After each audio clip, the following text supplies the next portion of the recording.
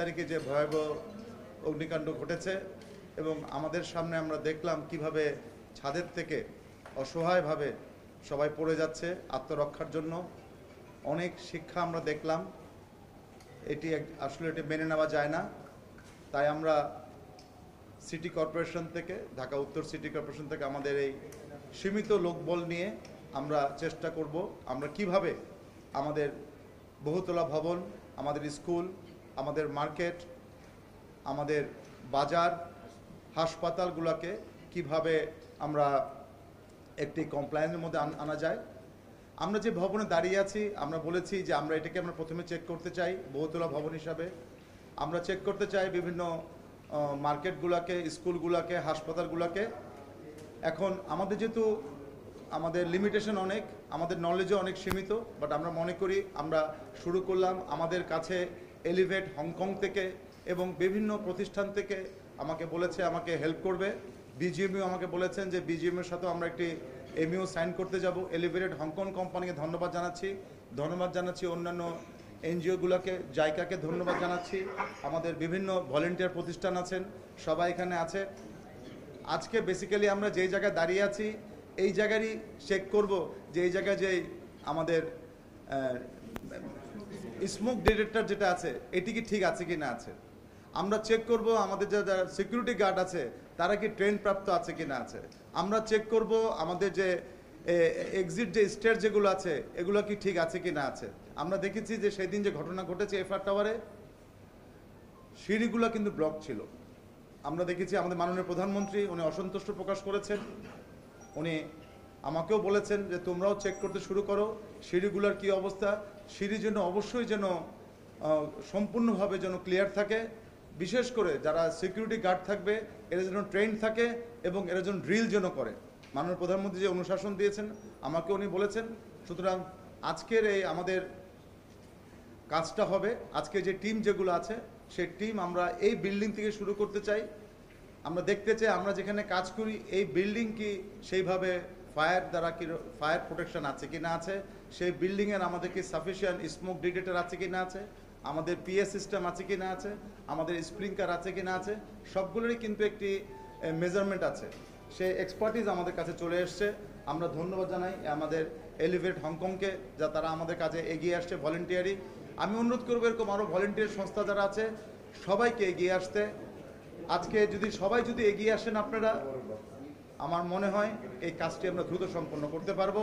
কারণ আমাদের কাছে ফায়ার সার্ভিসের ফুল টিম আমাদের কাছে আছে এবং আমি ধন্যবাদ জানাই ফায়ার সার্ভিসকে।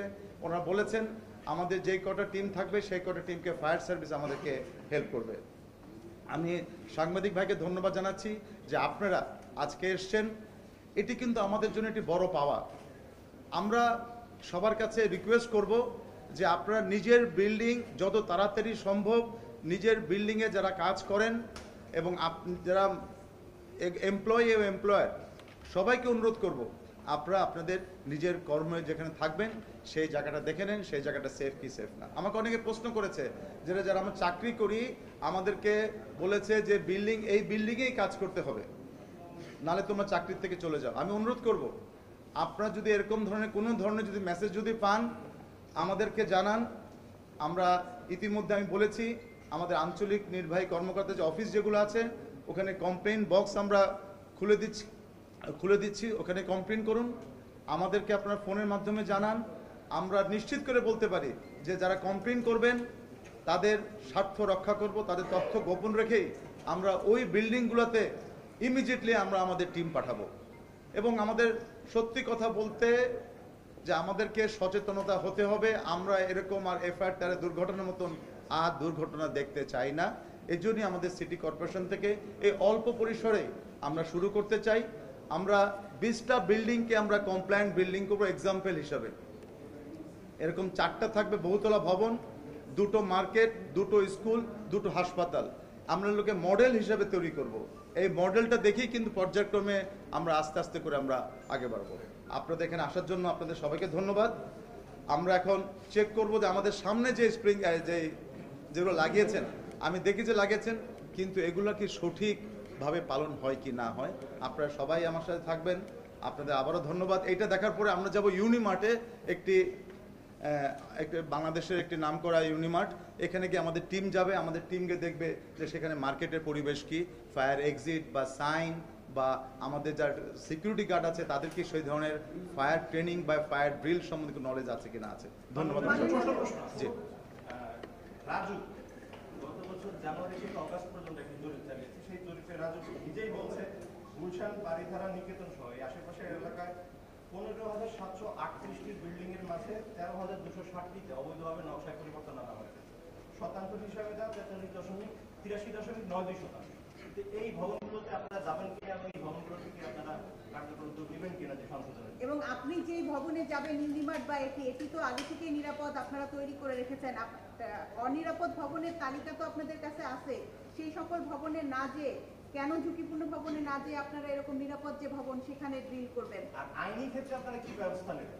জি, কারণ যারা আইন লঙ্ঘন করে মাননীয় মেয়ের সাথে যোগ করার বিষয় আছে। আমাদের মাস্টারেটের আমি মাছরাঙা টেলিভিশনে কাজ করি, তো এটা আসলে সিটি কর্পোরেশন আপনারা ভবনের নিরাপত্তা দেখবেন, এটা আপনাদের জুরিডিকশনের সাথে কতটুকু যায় এক, আর যে কার্যক্রমটা আজকে শুরু করেছেন এটা কতদিন চলবে?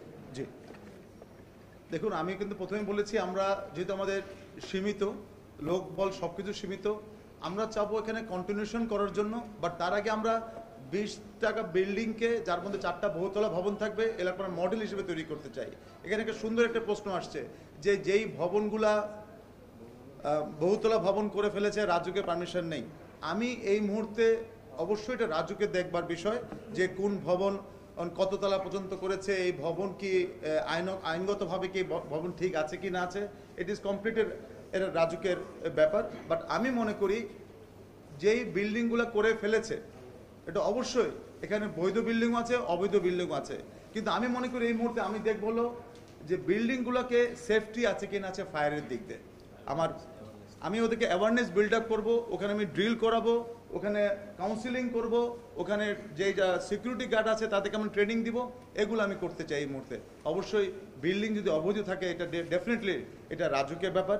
আমরা রাজুককে অনুরোধ করব, আমরা রাজুকে মাননীয় মন্ত্রী আপনারা দেখেছেন উনি বলেছেন যে উনি পর্যায়ক্রমে ওগুলোর ব্যাপারে উনি অ্যাকশন নেবে। বাট আমার দায়িত্ব হবে এই মুহূর্তে সিটি কর্পোরেশন থেকে আমাদের বিল্ডিংগুলা কতটুকু ফায়ার সেফটি, আমাদের যারা থাকেন ওই বিল্ডিংয়ে যারা কাজ করেন তাদের নিরাপত্তা আছে কি না আছে, এই ব্যাপারে আমরা ডিএনসিসি থেকে উদ্যোগ নিচ্ছি এবং এই উদ্যোগ হিসাবে আমরা 20টা বিল্ডিং এর মধ্যে স্কুল, কলেজ, ইউনিভার্সিটি সবই থাকবে, সেটাকে আমরা মডেল হিসেবে তৈরি করব। ধন্যবাদ আপনাকে। এই কার্যক্রম কন্টিনিউ করতে থাকবে, এই কার্যক্রম কন্টিনিউ করতে আমি বলেছি আমাদেরকে স্ট্রেনথেন করতে হবে, ডিএনসিসিকে স্ট্রেনথেন করতে হবে। আমি সরকারকে চিঠি লিখবো, আমি সরকারকে বলবো, আমাদের এলজিডি মিনিস্ট্রিকে বলবো যে আমাদের স্ট্রেনথেন করার জন্য আমাদের একটি সেপারেট উইং আমাদের খুলতে হবে। সেপারেট উইং যদি থাকে, আপনারা দেখেছেন যে গার্মেন্টস ইন্ডাস্ট্রিতে 2013 সালের পরে আমরা কিভাবে এটাকে আপগ্রেডেশন করেছি, টোটাল গার্মেন্টস ইন্ডাস্ট্রিকে 2013 সাল থেকে কিন্তু এখনও কিন্তু আপগ্রেডেশন চলছে আমাদের গার্মেন্টসের। আমি যখন ইলেকশন করি তখন গার্মেন্টসের সংখ্যা ছিল 4800, আজকে ইলেকশন হচ্ছে এখানে কিন্তু সংখ্যা হচ্ছে 1900। অনেক গার্মেন্টস কিন্তু বন্ধ হয়ে গেছে যারা এরকম নিরাপদ বিল্ডিং বা গার্মেন্টস করতে পারেনি। বাট আমরা মনে করি আমাদের সময় আসছে প্রত্যেকটি প্লেসকেই নিরাপদ করার জন্য। যে উইংটা আমরা তো বলেছি, আমরা উইংটা আমি খুলে ফেলেছি, এই উইংটাকে আমরা আরও স্ট্রেনথেন করার জন্য আমরা এলজিডি মিনিস্ট্রিকে আমরা লিখবো, আমরা ডিজাস্টার ম্যানেজমেন্ট মিনিস্ট্রি থেকে লিখবো যে আমাদেরকে আরও লোকবল দিয়ে আরও ট্রেনিং করে, আপনারা দেখেছেন এখানে কিন্তু অনেক এক্সপার্টিস আছেন, এই এক্সপার্টিসের ট্রেনিং দিয়ে দেওয়া হয় তাহলে তারা টিওটির মাধ্যমে বাকি যারা আসবে তাদেরকে কোথাও ট্রেনিং দিয়ে এটাকে আমরা কন্টিনিউশন, অবশ্যই কন্টিনিউশন আমাদের রাখতেই হবে, কন্টিনিউশনের কোনো বিকল্প নেই।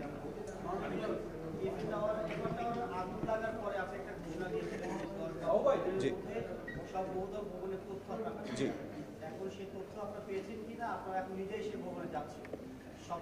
জি আমরা আমাদের সাথে ওয়ার্কস মিনিস্ট্রি কথা হয়েছে, যেখানে এখানে যেহেতু বিল্ডিং নিয়ে যেহেতু নকশা আছে ওটা নিয়ে ওয়ার্কস মিনিস্ট্রির সাথে কথা হচ্ছে। ওয়ার্কস মিনিস্ট্রি কিন্তু রাজুক কিন্তু কালেকশন শুরু করে দিয়েছে আপনারা জানেন।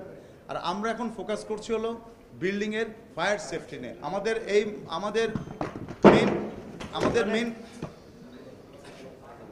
আমাদের মেন কাজটাই হবে হলো ফায়ার সেফটি নিয়ে। আমরা এখন ফোকাস করতেছি ফায়ার সেফটি নিয়ে, এখানে ফায়ার সেফটির এক্সপার্টিস ওখানে আছে, আমরা ফায়ার সেফটি নিয়ে কাজ করব। আর বিল্ডিংয়ের নকশা নিয়ে রাজুক কাজ করছে, রাজুক যদি বিল্ডিংয়ের নকশা নিয়ে কাজ করে অবশ্যই ফায়ার ব্রিগেড টিম আছে তারা ফায়ার নিয়ে কাজ করবে। ডিএনসিসি আমরা যারা আছি আমরা ফোকাস করব বিল্ডিংয়ের ফায়ার নিরাপত্তা নিয়ে, ফায়ার এক্সিট নিয়ে, ফায়ার ড্রিল নিয়ে, অ্যাওয়ারনেস নিয়ে। তাদের সকল ধরনের অ্যাওয়ারনেস আছে কি না আছে, যারা বিল্ডিংয়ের গার্ড থাকে তাদের অ্যাওয়ারনেসটা কিন্তু ভেরি ইম্পর্টেন্ট। ধন্যবাদ। একটা কোশ্চেন ছিল, জি, সেটা হচ্ছে আপনি আজকে যে কার্যক্রম শুরু করছেন সেটাকে সাধুবাদ জানাচ্ছি। একটি মানে নগর তো বাড়তেই থাকবে, বহুতল ভবনের সংখ্যাও বাড়বে। নগরে আপনার একটি বিল্ডিং করতে গেলে বেশ কয়েকটা সংস্থার পারমিশন লাগে, সেক্ষেত্রে আপনাদেরও একটা পারমিশনের বিষয় আছে। এবং এর আগে অনেকগুলো ভবনই উঠেছে যেগুলো আসলে নকশার ব্যবহার ঘটিয়েছে, রাজুকের কর্মকর্তারাও মূলত দেখভাল করেনি। আপনাদেরও সেখানে একটি পার্ট ছিল, আপনারাও সেটি দেখভাল করেননি। অবশ্যই। এরপরে আসলে নগর সম্প্রসারিত হলে সিটি কর্পোরেশনের আজকে তো শুধু সেফটি নিয়ে কাজ করছে, পরবর্তী কার্যক্রমগুলো আসলে কি? দেখুন, একটি নগর যখন হয় এটা কিন্তু প্ল্যান করেই কিন্তু নগরগুলো গড়া উচিত ছিল বলে মনে করি আমি। কিন্তু আমরা কিছু আনপ্ল্যান করে কিন্তু আমরা করে ফেলছি। আজকে আপনারা যেখানে থাকেন, আমরা যেখানে থাকি, অনেক জায়গায় কিন্তু হয়ে গেছে। কিন্তু আমাদের মনে হয় এখন আমরা যে বিল্ডিংই যে করুক না কেন, তাকে অবশ্যই বিল্ডিং কোড মেনে কমপ্লায়েন্ট বিল্ডিং, এখানে ফায়ার সেফটি দেখতে হবে, এখানে ইলেকট্রিক্যাল সেফটি দেখতে হবে, এখানে আমাদের স্ট্রাকচারাল সেফটি দেখতে হবে। তিনটা বিষয়, fire safety issue, building safety issue এবং স্ট্রাকচারাল ইস্যু, আমাদের ইলেকট্রিক্যাল ইস্যু, এগুলো কিন্তু দেখি কিন্তু আমাদের প্রত্যেককে, যে বিল্ডিং করি আমি বাসা বাড়ি করি, আমি দোকান করি, আমি হাসপাতাল করি, স্কুল করি, এগুলো কিন্তু আমরা দেখে কিন্তু করা উচিত বলে মনে করি। নালে এই ধরনের দুর্ঘটনা কিন্তু যে কোনো সময় হতে পারে, কিন্তু সেইটাকে আমাদেরকে ম্যানেজ করার জন্য আমাদের সেই বিল্ডিংয়ের সেই ক্যাপাবিলিটি এবং সেই ধরনের ক্যাপাসিটি আছে কিন্তু নগরগুলো গড়া উচিত ছিল বলে মনে করি আমি। কিন্তু আমরা কিছু আনপ্ল্যান করে কিন্তু আমরা করে ফেলছি। আজকে আপনারা যেখানে থাকেন, আমরা যেখানে থাকি, অনেক জায়গায় কিন্তু হয়ে গেছে। কিন্তু আমাদের মনে হয় এখন আমরা যে বিল্ডিংই যে করুক না কেন, তাকে অবশ্যই বিল্ডিং কোড মেনে কমপ্লায়েন্ট বিল্ডিং, এখানে ফায়ার সেফটি দেখতে হবে, এখানে ইলেকট্রিক্যাল সেফটি দেখতে হবে, এখানে আমাদের স্ট্রাকচারাল সেফটি দেখতে হবে। তিনটা বিষয়, fire safety issue, building safety issue এবং স্ট্রাকচারাল ইস্যু, আমাদের ইলেকট্রিক্যাল ইস্যু, এগুলো কিন্তু দেখি কিন্তু আমাদের প্রত্যেককে, যে বিল্ডিং করি আমি বাসা বাড়ি করি, আমি দোকান করি, আমি হাসপাতাল করি, স্কুল করি, এগুলো কিন্তু আমরা দেখে কিন্তু করা উচিত বলে মনে করি। নালে এই ধরনের দুর্ঘটনা কিন্তু যে কোনো সময় হতে পারে, কিন্তু সেইটাকে আমাদেরকে ম্যানেজ করার জন্য আমাদের সেই বিল্ডিংয়ের সেই ক্যাপাবিলিটি এবং সেই ধরনের ক্যাপাসিটি আছে কি না আছে, এটি কিন্তু দেখতে হবে। ক্যাপাবিলিটি এবং ক্যাপাসিটি ইজ ভেরি ইম্পর্টেন্ট। আমি বিল্ডিং করলাম, কিন্তু আমার ফায়ারের আগুন লাগলে সেটা নিবানোর জন্য আমার সেই ধরনের ক্যাপাবিলিটি বা ক্যাপাসিটি নাই, তাহলে কিন্তু হবে না। আমাদেরকে দুটোই কিন্তু থাকতে হবে প্রত্যেকটি বিল্ডিংয়ের জন্য, অথবা আমরা যে কোনো মার্কেট করি না কেন। ধন্যবাদ।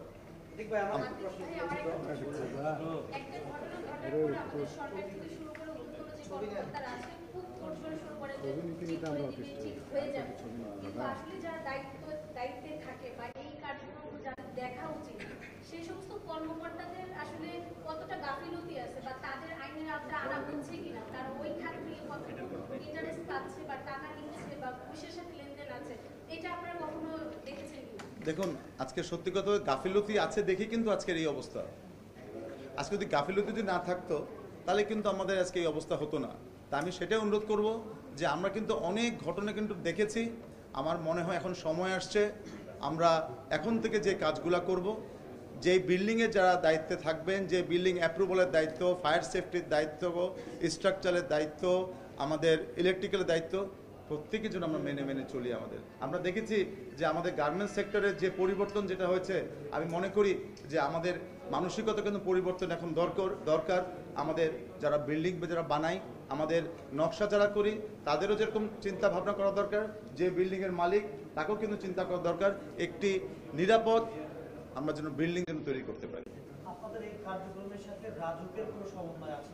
মানে আমি আসলে আমরা জানতে চাচ্ছি, রাজুক তো আলাদা করে বিল্ডিং ইন্সপেকশন করছে, সেখানে ফায়ারের লোক আছে, তারা দেখছে ঠিক আছে কিনা, আপনারা আবার আলাদা করে একটা প্রোগ্রাম করছেন, এখানে সমন্বয়ের কোনো আসলে ঘাটতি আছে কিনা? না, দেখুন, এটা যেহেতু একটা বিরাট একটা হিউজ শহর, এখানে হিউজ বিল্ডিং, অনেক কিছু কিন্তু আছে। এটা কিন্তু একদিন দুই দিনের ব্যাপার না।